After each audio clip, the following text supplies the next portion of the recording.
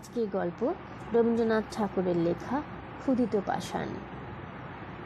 আমি এবং আমার আত্মীয় পূজার ছুটিতে দেশ ভ্রমণ সারিয়া কলিকাতায় ফিরিয়া আসিতেছিলাম। এমন সময় রেলগাড়িতে বাবুটির সঙ্গে দেখা হয়। তাহার বেশভূষা দেখিয়া প্রথমটা তাহাকে পশ্চিম দেশীয় মুসলমান বলিয়া ভ্রম হইয়াছিল। তাহার কথাবার্তা শুনিয়া আরও ধাঁধা লাগিয়া যায়। পৃথিবীর সকল বিষয়েই এমন করিয়া আলাপ করিতে লাগিলেন যেন তাহার সহিত প্রথম পরামর্শ করিয়া বিশ্ববিধাতা তার সকল কাজ করিয়া থাকেন। বিশ্ব সংসারের ভিতরে ভিতরে যে এমন সকল অশ্রুতপূর্ব নিগূঢ় ঘটনা ঘটিতেছিল, রুশিয়ানরা যে এত দূর অগ্রসর হইয়াছে, ইংরাজদের যে এমন সকল গোপন মতলব আছে, দেশীয় রাজাদের মধ্যে যে একটা খিচুড়ি পাকিয়া উঠিয়াছে, এই সমস্ত কিছুই জানিয়া আমরা সম্পূর্ণ নিশ্চিত হইয়াছিলাম। আমাদের নবপরিচিত আলাপিটি ঈষৎ হাসিয়া কহিলেন, "There happen more things in heaven and earth, Horatio, than are reported in your newspapers." আমরা এই প্রথম ঘর ছাড়িয়া বাহির হইয়াছি, সুতরাং লোকটির রকম সকম দেখিয়া অবাক হইয়া গেলাম। লোকটা সামান্য উপলক্ষে কখনো বিজ্ঞান বলে, কখনো বেদের ব্যাখ্যা করে, আবার হঠাৎ কখনো পার্সি বয়েত আওড়াইতে থাকে। বিজ্ঞান, বেদ এবং পার্সি ভাষায় আমাদের কোনোরূপ অধিকার না থাকাতে তাহার প্রতি আমাদের ভক্তি উত্তরোত্তর বাড়িতে লাগিল। এমনকি আমার থিওসফিস্ট আত্মীয়টির মনে দৃঢ় বিশ্বাস হইল যে আমাদের এই সহযাত্রীর সহিত কোনো এক রকমের অলৌকিক ব্যাপারের কিছু একটা যোগ আছে, কোনো একটা অপূর্ব ম্যাগনেটিজম অথবা দৈবশক্তি অথবা সূক্ষ্ম শরীর অথবা ওই ভাবের একটা কিছু। তিনি এই অসামান্য লোকের সমস্ত সামান্য কথাও ভক্তি বিহ্বল মুগ্ধভাবে শুনিতেছিলেন এবং গোপনে নোট করিয়া লইতেছিলেন। আমার ভাবে বোধ হইল অসামান্য ব্যক্তিটিও গোপনে তাহা বুঝিতে পারিয়াছিলেন এবং কিছু খুশি হইয়াছিলেন। গাড়িটি আসিয়া জংশনে থামিল। আমরা দ্বিতীয় গাড়ির অপেক্ষায় ওয়েটিং রুমে সমবেত হইলাম। তখন রাত্রি 10:30। পথের মধ্যে একটা কী ব্যাঘাত হওয়াতে গাড়ি অনেক বিলম্বে আসিবে শুনিলাম।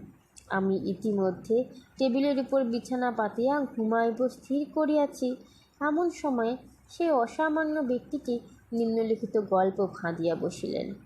সে রাত্রে আমার আর ঘুম হইল না। রাজ্য চালনা সম্বন্ধে দুই একটা বিষয়ে মতান্তর হওয়াতে আমি জুনাগড়ের কর্ম ছাড়িয়া দিয়া হায়দ্রাবাদে যখন নিজাম সরকারে প্রবেশ করিলাম, তখন আমাকে অল্প বয়স্ক ও মজবুত লোক দেখিয়া প্রথমে বরিচে তুলার মাসুল আদায়ে নিযুক্ত করিয়া দিল। বরিচ জায়গাটি বড় রমণীয়। নির্জন পাহাড়ের নিচে বড় বড় বনের ভিতর দিয়া সুস্তা নদীটি উপল মুখরিত পথে নিপুণা নর্তকীর মতো পদে পদে বাঁকিয়া বাঁকিয়া দ্রুত নৃত্যে চলিয়া গিয়াছে। ঠিক সেই নদীর ধারেই পাথর বাঁধানো 150 সোপানময় অত্যুচ্চ ঘাটের উপরে একটি শ্বেত প্রস্তরের প্রাসাদ শৈলপদমূলে একাকী দাঁড়াইয়া আছে। নিকটে কোথাও লোকালয় নাই। বরিচের তুলার হাট এবং গ্রাম এখান হইতে দূরে। প্রায় 250 বৎসর পূর্বে দ্বিতীয় শাহ মাহমুদ ভোগবিলাসের জন্য এই প্রাসাদটি নির্জন স্থানে নির্মাণ করিয়াছিলেন। তখন হইতে স্নানশালার ফোয়ারার মুখ হইতে গোলাপগন্ধি জলধারা উৎক্ষিপ্ত হইতে থাকিত এবং সেই শিকড় শীতল নিভৃত গৃহের মধ্যে মর্মরখচিত স্নিগ্ধ শিলাসনে বসিয়া কোমল নগ্ন পদপল্লব জলাশয়ের নির্মল জলরাশির মধ্যে প্রসারিত করিয়া তরুণী পার্শ্বিক রমণীগণ স্নানের পূর্বে কেশ মুক্ত করিয়া দিয়া সেতার কোলে দ্রাক্ষাবনের গজল গান করিত। এখন আর সে ফোয়ারা খেলে না। সে গানও নাই, সাদা পাথরের উপর শুভ্র চরণের সুন্দর আঘাতও পড়ে না। এখন ইহা আমাদের মতো নির্জন বাস পীড়িত সঙ্গিনীহীন মাসুল কালেক্টরের অতি বৃহৎ এবং অতি শূন্য বাসস্থান। কিন্তু আপিসের বৃদ্ধ কেরানি করিম খাঁ আমাকে এই প্রাসাদে বাস করিতে বারংবার নিষেধ করিয়াছিল, বলিয়াছিল, ইচ্ছা হয় দিনের বেলা থাকিবেন, কিন্তু কখনো এখানে রাত্রি যাপন করিবেন না। আমি হাসিয়া উড়াইয়া দিলাম। ভৃত্যেরা বলিল, তাহারা সন্ধ্যা পর্যন্ত কাজ করিবে, কিন্তু রাত্রে এখানে থাকিবে না। আমি বলিলাম, তথাস্তু। এবারের এমন বদনাম ছিল যে রাত্রে চোরও এখানে আসিতে সাহস করিত না। প্রথম প্রথম আসিয়া এই পরিত্যক্ত পাষাণ প্রাসাদের বিজনতা আমার বুকের উপর যেন একটা ভয়ঙ্কর ভাঁড়ের মতো চাপিয়া থাকিত। আমি যতটা পারিতাম বাহিরে থাকিয়া অবিশ্রাম কাজকর্ম করিয়া রাত্রে ঘরে ফিরিয়া শ্রান্ত দেহে নিদ্রা দিতাম। কিন্তু সপ্তাহখানেক না যাইতেই বাড়িটার এক অপূর্ব নেশা আমাকে ক্রমশ আক্রমণ করিয়া ধরিতে লাগিল। আমার সেই অবস্থা বর্ণনা করাও কঠিন এবং সে কথা লোককে বিশ্বাস করানোও কঠিন। সমস্ত বাড়িটা একটা সজীব পদার্থের মতো আমাকে তাহার জঠরস্থ মোহরসে অল্পে অল্প যেন জীর্ণ করিতে লাগিল। বোধহয় এ বাড়িতে পদার্পণ মাত্রেই এ প্রক্রিয়া আরম্ভ হইয়াছিল, কিন্তু আমি যেদিন সচেতনভাবে প্রথম ইহার সূত্রপাত অনুভব করি সেদিনকার কথা আমার স্পষ্ট মনে আছে। তখন গ্রীষ্মকালের আরম্ভে বাজার নরম, আমার হাতে কোনো কাজ ছিল না। সূর্যাস্তর কিছু পূর্বে আমি সেই নদী তীরে ঘাটের নিম্নতলে একটা আরাম কেদারা লইয়া বসিয়াছিল। তখন সুস্তা নদী শীর্ণ হইয়া আসিয়াছে, ওপারে অনেকখানি বালুতট অপরাহ্নের আভায় রঙিন হইয়া উঠিয়াছে। এপারে ঘাটের সোপান মূলে স্বচ্ছ অগভীর জলের তলে নুড়িগুলি ছিকছিক করিতেছে। সেদিন কোথাও বাতাস ছিল না।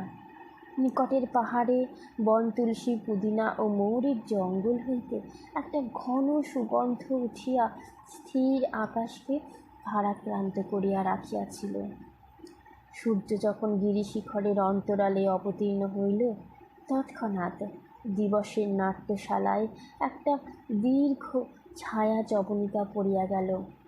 এখানে পর্বতের ব্যবধান থাকাতে সূর্যাস্তের সময় আলো আঁধারের সম্মিলন অধিকক্ষণ স্থায়ী হয় না। ঘোড়ায় চড়িয়া একবার ছুটিয়া বেড়াইয়া আসিব মনে করিয়া উঠিব করিতেছি, এমন সময় সিঁড়িতে পায়ের শব্দ শুনিতে পাইলাম। পিছনে ফিরিয়া দেখিলাম কেহ নাই। ইন্দ্রিয়ের ভ্রম মনে করিয়া পুনরায় ফিরিয়া বসিতেই একেবারে অনেকগুলি পায়ের শব্দ শোনা গেল, যেন অনেকে মিলিয়া ছুটাছুটি করিয়া নামিয়া আসিতেছে। ঈষৎ ভয়ের সহিত এক অপরূপ পুলক মিশ্রিত হইয়া আমার সর্বাঙ্গ পরিপূর্ণ করিয়া তুলিল। যদিও আমার সম্মুখে কোনো মূর্তি ছিল না, তথাপি স্পষ্ট প্রত্যক্ষ মনে হইল যে এই গ্রীষ্মের সায়াহ্নে একদল প্রমোদ চঞ্চল নারী সুস্তার জলের মধ্যে স্নান করিতে নামিয়াছে। যদিও সেই সন্ধ্যাকালে নিস্তব্ধ গিরিতটে নদী তীরে নির্জন প্রাসাদে কোথাও কিছুমাত্র শব্দ ছিল না, তথাপি আমি যেন স্পষ্ট শুনিতে পাইলাম নির্ঝরের শতধারার মতো সকৌতুক কলহাস্যের সহিত পরস্পরের দ্রুত অনুধাবন করিয়া আমার পার্শ্ব দিয়া স্থানার্থিনীরা চলিয়া গেল। আমাকে যেন লক্ষ্য করিল না। তাহারা যেমন আমার নিকট অদৃশ্য, আমিও যেন সেই রূপ তাহাদের নিকট অদৃশ্য। নদী পূর্ববৎ স্থির ছিল, কিন্তু আমার নিকট স্পষ্ট বোধ হইল স্বচ্ছত আর অগভীর স্রোত অনেকগুলি বলাই সিঞ্জির বাহুবৃক্ষে বিক্ষুব্ধ হইয়া উঠিয়াছে। হাসিয়া হাসিয়া সখীগণ পরস্পরের গায়ে জল ছুঁড়িয়া মারিতেছে এবং সন্তরণকারিণীদের পদাঘাতে জলবিন্দু রাশি মুক্তা মুষ্টির মতো আকাশে ছিটিয়া পড়িতেছে। আমার বক্ষের মধ্যে এক প্রকার কম্পন হইতে লাগিল। সে উত্তেজনা, ভয়ের, কি আনন্দের, কি কৌতূহলের, ঠিক বলিতে পারি না। বড় ইচ্ছা হইতে লাগিল ভালো করিয়া দেখি, কিন্তু সম্মুখে দেখিবার কিছুই ছিল না। মনে হইল ভালো করিয়া কান পাতিলেই উহাদের কথা স্পষ্টই শোনা যাইবে, কিন্তু একান্ত মনে কান পাতিয়া কেবল অরণ্যের ঝিল্লি রব শোনা যায়। মনে হইল 250 বৎসরের কৃষ্ণবর্ণ যবনিকা ঠিক আমার সম্মুখে দুলিতেছে। ভয়ে ভয়ে একটি ধার তুলিয়া ভিতরে দৃষ্টিপাত করি। সেখানে বৃহৎ সভা বসিয়াছে, কিন্তু গাঢ় অন্ধকারে কিছুই দেখা যায় না। হঠাৎ ঘুমট ভাঙিয়া হু হু করিয়া একটা বাতাস দিল। সুস্থাস্থির জলতল দেখিতে দেখিতে অপসরীর কেশদামের মতো কুঞ্চিত হইয়া উঠিল এবং সন্ধ্যা ছায়াচ্ছন্ন সমস্ত বনভূমি এক মুহূর্তে একসঙ্গে মর্মধ্বনি করিয়া যেন দুঃস্বপ্ন হইতে জাগিয়া উঠিল। স্বপ্নই বলো আর সত্যই বলো, 250 বৎসরের অতীত ক্ষেত্র হইতে প্রতিফলিত হইয়া আমার সম্মুখে যে এক অদৃশ্য মরীচিকা অবতীর্ণ হইয়াছিল, তাহা চকিতের মধ্যে অন্তর্হিত হইল। যে মায়াময়ীরা আমার গায়ের উপর দিয়া দেহহীন দ্রুত পদে শব্দহীন উচ্চ কলহাস্যে ছুটিয়া সুস্তার জলের উপর গিয়া ঝাঁপ দিয়া পড়িয়াছিল, তাহারা সিক্ত অঞ্চল হইতে জল নিষ্করণ করিতে করিতে আমার পাশ দিয়া উঠিয়া গেল না। বাতাসে যেমন করিয়া গন্ধ উড়াইয়া লইয়া যায়, বসন্তের এক নিঃশ্বাসে তাহারা তেমনি করিয়া উড়িয়া চলিয়া গেল। তখন আমার বড় আশঙ্কা হইল যে হঠাৎ বুঝি নির্জন পাইয়া কবিতা দেবী আমার স্কন্ধে আসিয়া ভর করিলেন। আমি বেচারা তুলার মাসুল আদায় করিয়া খাটিয়া খাই। সর্বনাশিনী এবার বুঝি আমার মুণ্ডপাত করিতে আসিলেন। ভাবিলাম ভালো করিয়া আহার করিতে হইবে। শূন্য উদরেই সকল প্রকার দুরারোগ্য রোগ আসিয়া চাপিয়া ধরে। আমার পাচকটিকে ডাকিয়া প্রচুর ঘৃতপক্ষ মশলা সুগন্ধি রীতিমতো মোগলাই খানা হুকুম করিলাম। পরদিন প্রাতঃকালে সমস্ত ব্যাপারটা পরম হাস্যজনক বলিয়া বোধ হইল। আনন্দ মনে সাহেবের মতো শোলাটুপি পরিয়া নিজের হাতে গাড়ি হাঁকাইয়া গড়গড় শব্দে আপন তদন্ত কার্যে চলিয়া গেলাম। সেদিন ত্রৈমাসিক রিপোর্ট লিখিবার দিন থাকাতে বিলম্বে বাড়ি ফিরিবার কথা, কিন্তু সন্ধ্যা হইতে না হইতেই আমাকে বাড়ির দিকে টানিতে লাগিল। কে টানিতে লাগিল বলিতে পারি না, কিন্তু মনে হইল আর বিলম্ব করা উচিত হয় না। মনে হইল সকলে বসিয়া আছে। রিপোর্ট অসমাপ্ত রাখিয়া সোলার টুপি মাথায় দিয়া সেই সন্ধ্যা ধূসর তরুচ্ছায়া ঘন নির্জন পথ রথচক্র শব্দে সচকিত করিয়া সেই অন্ধকার শৈলান্তবর্তী নিস্তব্ধ প্রকাণ্ড প্রাসাদে গিয়া উত্তীর্ণ হইলাম। সিঁড়ির উপরে সম্মুখের ঘরটি অতি বৃহৎ। 3 সারি বড় বড় থামের উপর কারুকার্য খচিত খিলানে বিস্তীর্ণ ছাদ ধরিয়া রাখিয়াছে। এই প্রকাণ্ড ঘরটি আপনার বিপুল শূন্যতা ভরে অহর্নিশে গমগম করিতে থাকে। সেদিন সন্ধ্যার প্রাক্কালে তখনও প্রদীপ জ্বালানো হয় নাই। দরজা ঠেলিয়া সেই বৃহৎ ঘরে যেমন প্রবেশ করিলাম, অমনি মনে হইল ঘরের মধ্যে যেন ভারী একটা বিপ্লব বাঁধিয়া গেল। যেন হঠাৎ সভাভঙ্গ করিয়া চারিদিকে দরজা জানলা ঘর পথ বারান্দা দিয়া কে কোন দিকে পালাইল তাহার ঠিকানা নাই। আমি কোথাও কিছু না দেখিতে পাইয়া অবাক হইয়া দাঁড়াইয়া রহিলাম। শরীরের এক প্রকার আবেশে রোমাঞ্চিত হইয়া উঠিল, যেন বহু দিবসের লুপ্তাবশিষ্ট মাথা খসা ও আতরের মৃদু গন্ধ আমার নাসার মধ্যে প্রবেশ করিতে লাগিল। আমি সেই দ্বীপহীন জনহীন প্রকাণ্ড ঘরের প্রাচীন প্রস্তর স্তম্ভ শ্রেণীর মাঝখানে দাঁড়াইয়া শুনিতে পাইলাম ঝরঝর শব্দে ফোয়ারার জল সাদা পাথরের উপরে আসিয়া পড়িতেছে। সেতারে কি সুর বাজিতেছে বুঝিতে পারিতেছি না। কোথাও বা স্বর্ণভূষণের সিঞ্জিত, কোথাও বা নুপুরের নিক্কণ, কখনো বা বৃহৎ তাম্র ঘণ্টায় প্রহর বাজিবার শব্দ। অতি দূরে নহবতের আলাপ, বাতাসে দোদুল্যমান ঝড়ের স্ফটিক দোলকগুলির ঠুন ঠুন ধ্বনি, বারান্দা হইতে খাঁচার বুলবুলের গান, বাগান হইতে পোষা সারসের ডাক। আমার চতুর্দিকে একটা প্রেত লোকের রাগিনী সৃষ্টি করিতে লাগিল। আমার এমন একটা মোহ উপস্থিত হইল, মনে হইল এই অস্পৃশ্য অগম্য অবাস্তব ব্যাপারেই জগতে একমাত্র সত্য, আর সমস্তই মিথ্যা, মরীচিকা।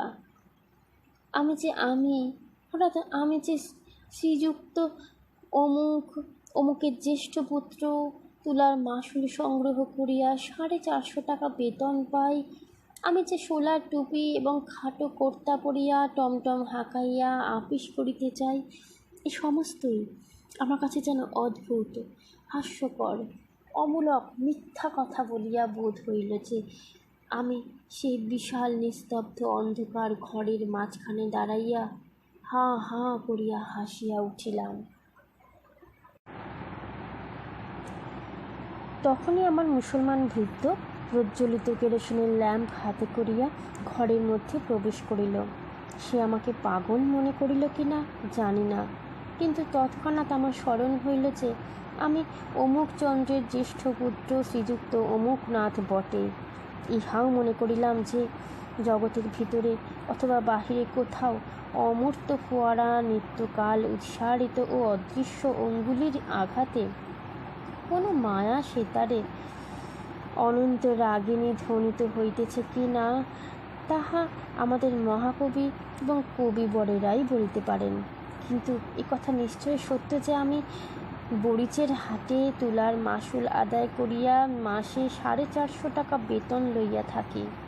তখন আবার আমার পূর্বক্ষণের অদ্ভুত মোহ স্মরণ করিয়া কেরোসিন প্রদীপ্ত ক্যাম্প টেবিলের কাছে খবরের কাগজ লইয়া সকৌতুকে হাসিতে লাগিলাম। খবরের কাগজ পড়িয়া এবং মোগলাই খানা খাইয়া একটা ক্ষুদ্র কোণের ঘরে প্রদীপ নিবাইয়া দিয়া বিছানায় গিয়া শয়ন করিলাম। আমার সম্মুখবর্তী খোলা জানলার ভিতর দিয়া অন্ধকার বনবেষ্টিত অরালি পর্বতের ঊর্ধ্বদেশের একটি অত্যুজ্জ্বল নক্ষত্র সহস্র কোটি যোজন দূর আকাশ হইতে সেই অতি তুচ্ছ ক্যাম্প খাটের উপর শ্রীযুক্ত মাসুল কালেক্টরকে এক দৃষ্টে নিরীক্ষণ করিয়া দেখিতেছিল।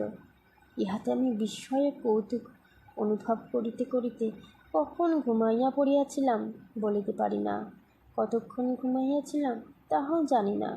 সহসা এক সময় শিহরিয়া জাগিয়া উঠিলাম।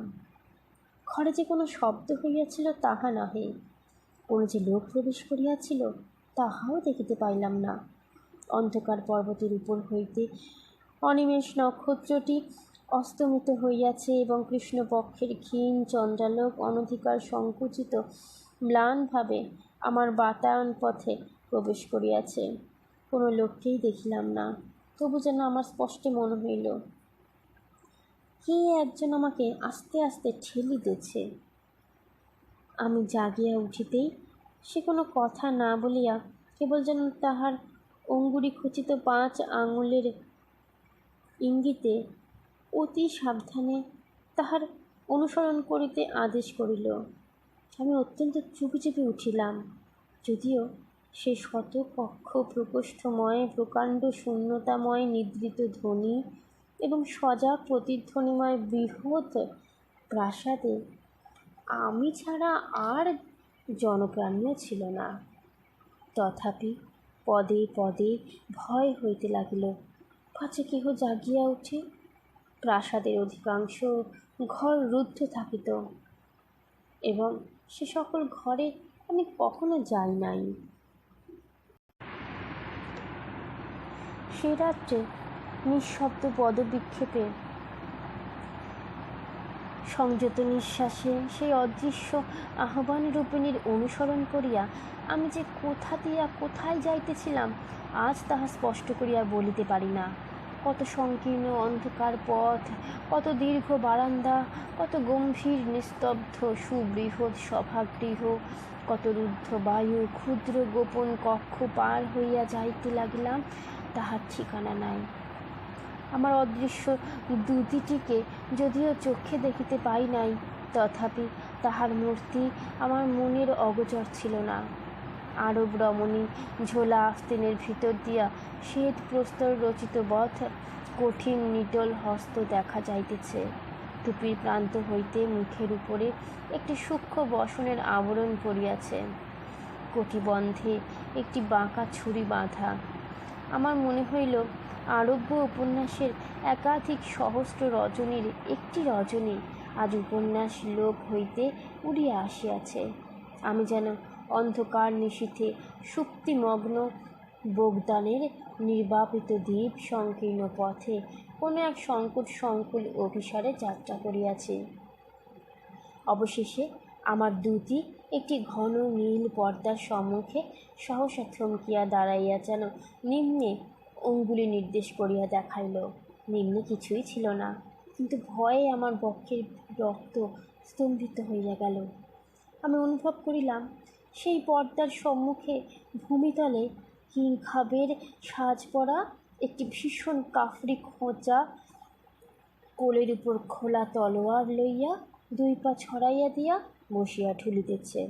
দুটি লঘু গতিতে তাহার দুই পা ডিঙাইয়া পর্দার এক প্রান্তদেশ তুলিয়া ধরিল। ভিতর হইতে একটি পারস্য গালিচা পাতা ঘরের কিয়দংশ দেখা গেল। তক্তের উপর কি বসিয়া আছে দেখা গেল না, কেবল জাফরান রঙের স্ফীত পায়জামার নিম্ন ভাগে জরির চটি পরা দুইখানি সুন্দর চরণ গোলাপি মখমল আসনের উপর অলসভাবে স্থাপিত রহিয়াছে দেখিতে পাইলাম। মেঝের এক পার্শ্বে একটি নীলাভ স্ফটিক পাত্রে কতগুলি আপেল, নাশপাতি, নারাঙ্গি এবং প্রচুর আঙুরের গুচ্ছ সজ্জিত রহিয়াছে, এবং তাহার পাশে দুইটি ছোট পেয়ালা এবং একটি স্বর্ণাভ মদিরার কাঁচপাত্র অতিথির জন্য অপেক্ষা করিয়া আছে। ঘরের ভিতর হইতে একটা অপূর্ব ধূপের এক প্রকার মাদক সুগন্ধি ধূম্র আসিয়া আমাকে বিহ্বল করিয়া দিল।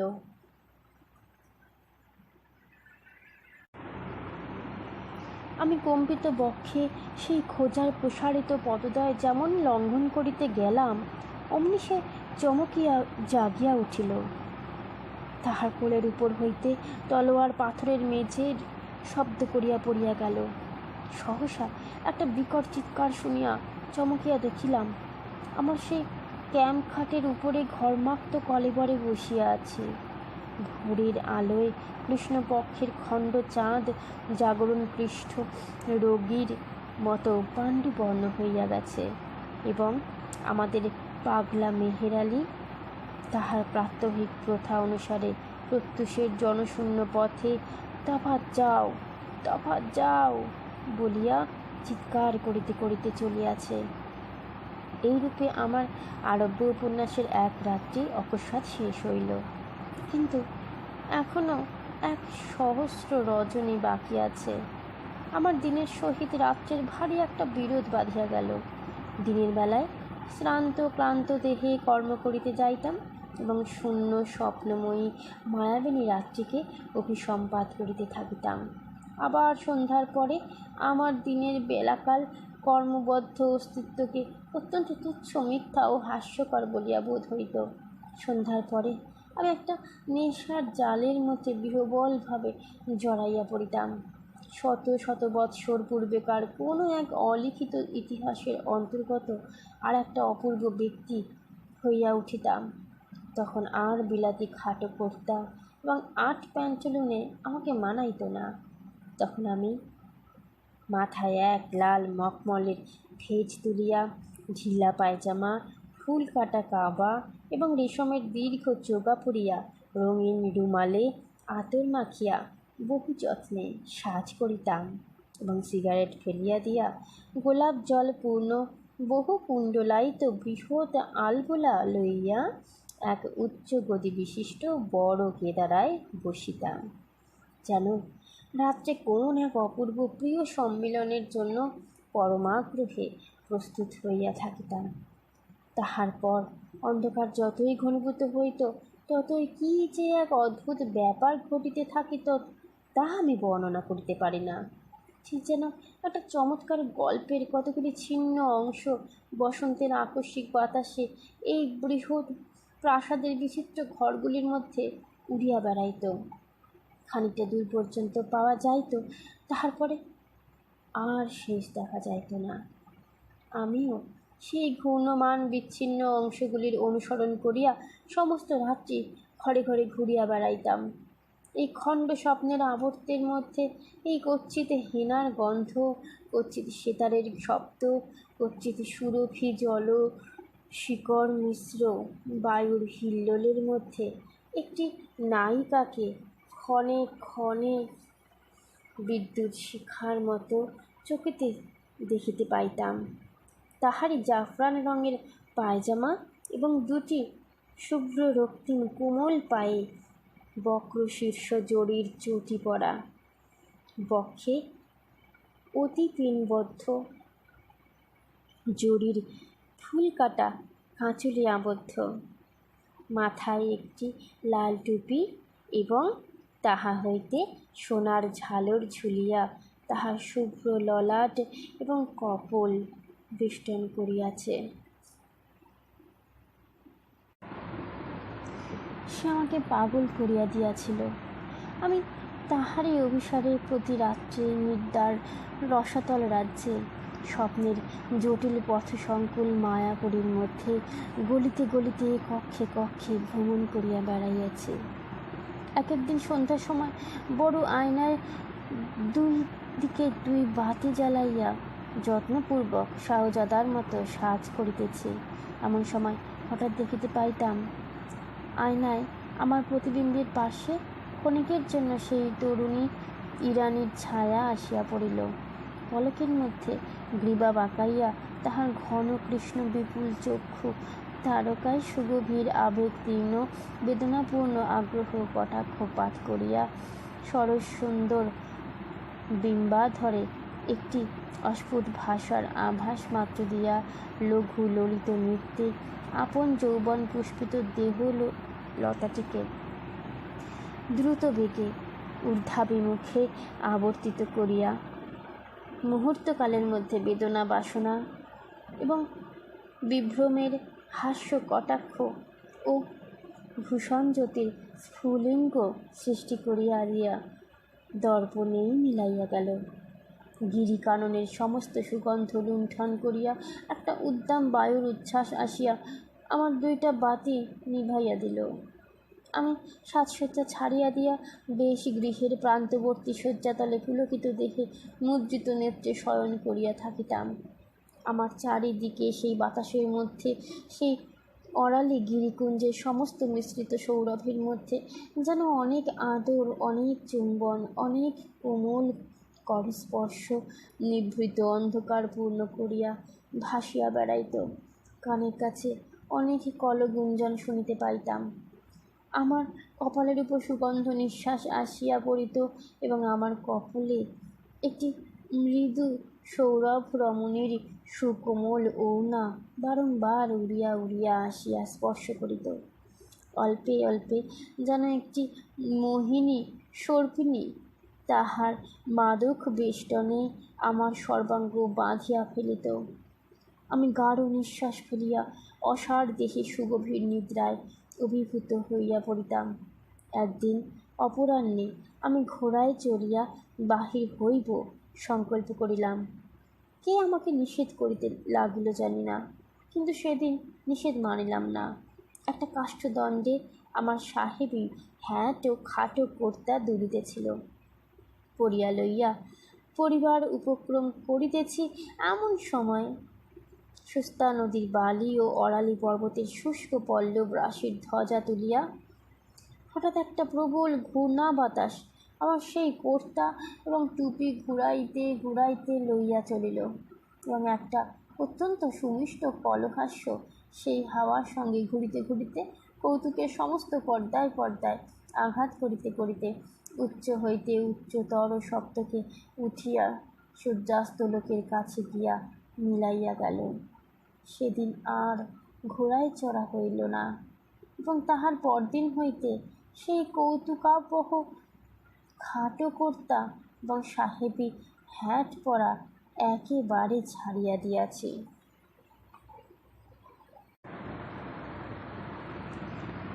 আবার সেই দিন অর্ধরাত্রে বিছানার মধ্যে উঠিয়া বসিয়া শুনিতে পাইলাম কে যেন গুমড়িয়া গুমড়িয়া বুক ফাটিয়া ফাটিয়া কাঁদিতেছে, যেন আমার খাটের নিচে, মেঝের নিচের এই বৃহৎ প্রাসাদের পাষাণ ভিত্তির তলবর্তী একটা আর্দ্র অন্ধকার গোড়ের ভিতর হইতে কাঁদিয়া কাঁদিয়া বলিতেছে, তুমি আমাকে উদ্ধার করিয়া লইয়া যাও।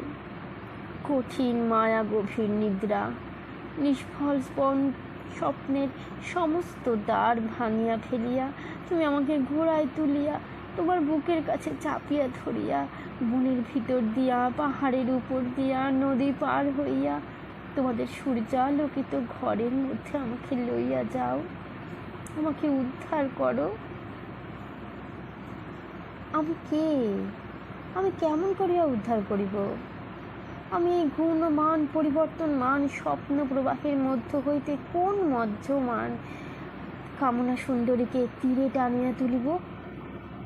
তুমি কবে ছিলে? কোথায় ছিলে?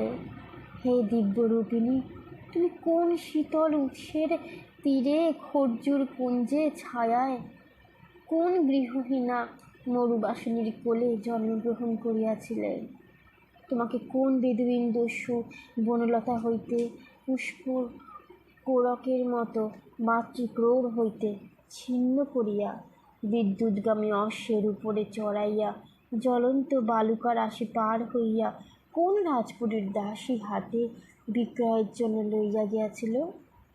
সেখানে কোন বাদশাহের ভৃত্য তোমার নববিকশিত সলজ্জ কাতরা যৌবন শোভা নিরীক্ষণ করিয়া স্বর্ণ মুদ্রা গণিয়া দিয়া সমুদ্র পার হইয়া তোমাকে সোনার শিবিকায় বসাইয়া প্রভু গৃহের অন্তঃপুরে উপহার দিয়াছিল? সেখানে সে কি ইতিহাসে? সে সারঙ্গের সঙ্গীত, নুপুরের নিক্কণ এবং সিরাজের সুবর্ণ মদিরার মধ্যে ছুরির ঝল, বিষের জ্বালা, কটাক্ষের আঘাত। কি অসীম ঐশ্বর্য, কি অনন্ত কারাগার! দুই দিকে দুই দামি বলয়ের হীরকে বিজুলি খেলাইয়া চামর দুলাইতেছে। শাহেনশা বাদশাহ শুভ্র চরণের তলে মণিমুক্তা খচিত পাদুকার কাছে লুটাইতেছে।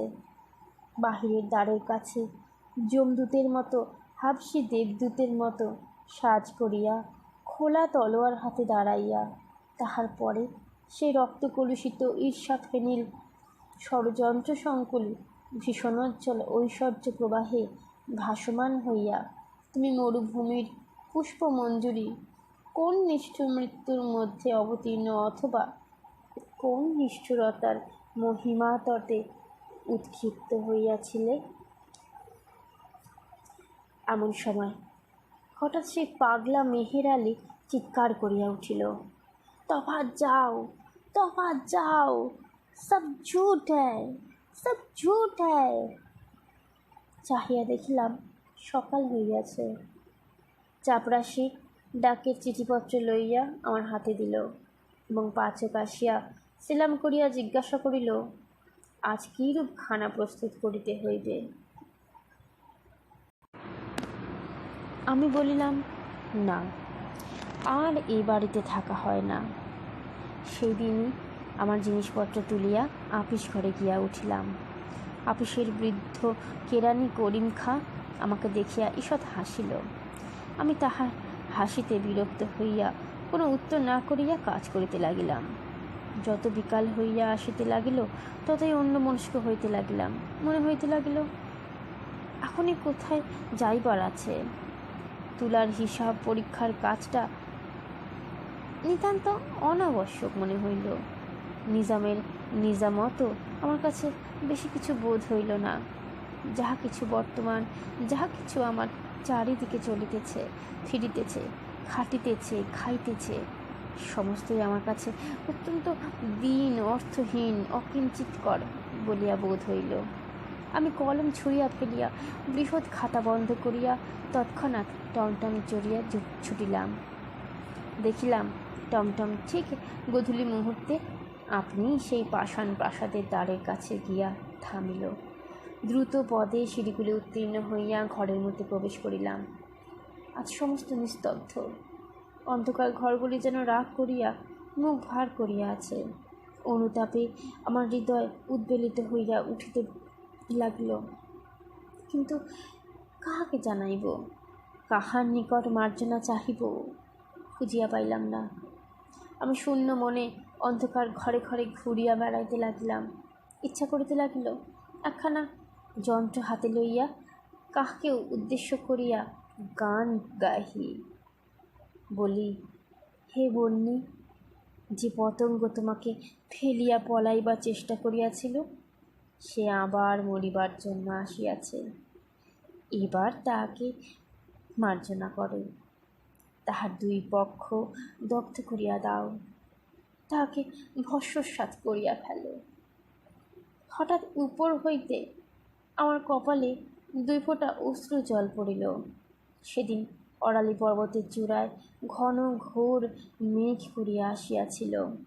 অন্ধকার অরণ্য এবং সুস্তার মসি বর্ণতলে একটি ভীষণ প্রতীক্ষা স্থির হইয়া উঠিয়াছে। জলস্থল আকাশ সহসা শিহরিয়া উঠিল এবং অকস্মাৎ একটা বিদ্যুৎ দন্ত বিকশিত ঝড় শৃঙ্খলোচ্ছিন্ন উন্মাদিতের মতো পথহীন সুদূর বনের ভিতর দিয়া আর্তচিৎকার করিতে করিতে ছুটিয়া আসিল। প্রাসাদের বড় বড় শূন্য সমস্ত দ্বার আছড়াইয়া তীব্র বেদনায় হু হু করিয়া কাঁদিতে লাগিল। আজ ভৃত্যগণ সকলেই আপিস ঘরে ছিল। এখানে আলোক জ্বালাইবার কেহ ছিল না। সেই মেঘাচ্ছন্ন অমাবস্যার রাত্রে গৃহের ভিতরকার নিকষ কৃষ্ণ অন্ধকারের মধ্যে আমি স্পষ্ট অনুভব করিতে লাগিলাম একজন রমণী পালঙ্কের তলদেশে গালিচার উপরে উপুর হইয়া পড়িয়া দুই দৃঢ় বদ্ধ মুষ্টিতে আপনার আলুলায়িত কেশজাল টানিয়া ছিঁড়িতেছে। তাহার গৌর বর্ণ ললাট দিয়া রক্ত ফাটিয়া পড়িতেছে। কখনো সে শুষ্ক তীব্র অট্টহাস্যে হা হা করিয়া হাসিয়া উঠিতেছে, কখনো ফুলিয়া ফুলিয়া ফাটিয়া ফাটিয়া কাঁদিতেছে। দুই হস্তে বক্ষে কারচুলি ছিঁড়িয়া ফেলিয়া অনাবৃত বক্ষে আঘাত করিতেছে। মুক্ত বাতায়ন দিয়া গর্জন করিয়া আসিতেছে এবং মুষলধারে বৃষ্টি আসিয়া তাহার সর্বাঙ্গ অভিষিক্ত দিতেছে। সমস্ত রাত্রি ঝড়ও থামে না, ক্রন্দনও থামে না। আমি নিষ্ফল পরিতাপে ঘরে ঘরে অন্ধকারে ঘুরিয়া বেড়াইতে লাগিলাম। কেহ কোথাও নাই, কাহাকে সান্ত্বনা করিব? এই প্রচণ্ড অভিমান কাহার? এই অশান্ত আক্ষেপ কোথা হইতে উত্থিত হইতেছে? পাগল চিৎকার করিয়া উঠিল, তফাৎ যাও, তফাৎ যাও, সব ঝুট হ্যায়, সব ঝুট হ্যায়।